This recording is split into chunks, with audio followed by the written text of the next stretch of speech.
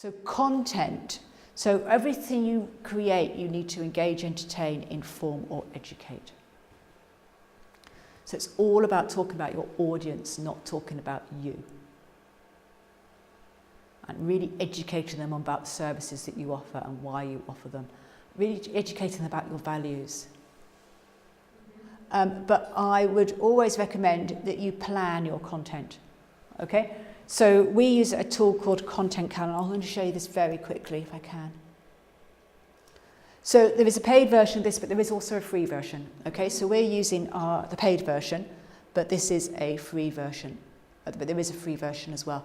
So what this allows us to do, and it's really difficult to see because the projector doesn't play very well, but it allows us to plan our content. So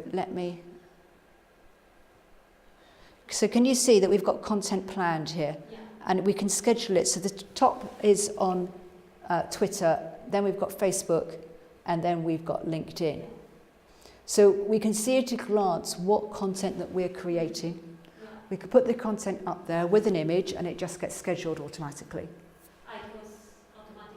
Automatically. Okay. Yeah.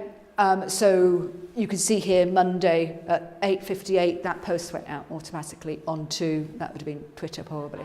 So you can have a free calendar, and what you can also do is I can click on any of these posts and reuse the content. I could if I could find my mouse, which I'm failing to do. There we go. So I can click that once and reuse it. So you can schedule it to go out at a different time frame. So what we want to do is we want to schedule our blog posts to go out today, but also next week and the week after that and the week after that, assuming it's relevant. We don't only want to do it once. So once it's gone out once, you can just reuse it and schedule it to go out in the future.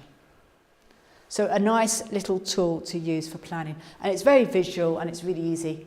So when you're planning, you need to think about events that are happening in your organisation, which you know about in advance, so events you're attending or training that you're putting on, and you can schedule those into your plan immediately. Yeah.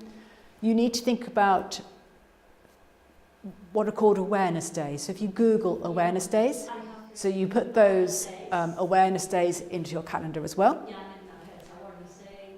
and then you can fill in the gaps with things from your website, or you can, if you go through the list that I've given you, things like frequently asked questions, you can fill in the gaps with frequently asked questions. So then you can plan 3 months content out ahead of time. Now, there's only content that is original content.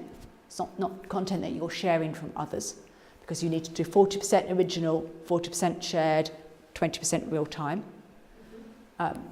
But at least that's 40% of the work done. And once you've done it for 1 year, you can just copy it across to the next year, because most of it will still be relevant.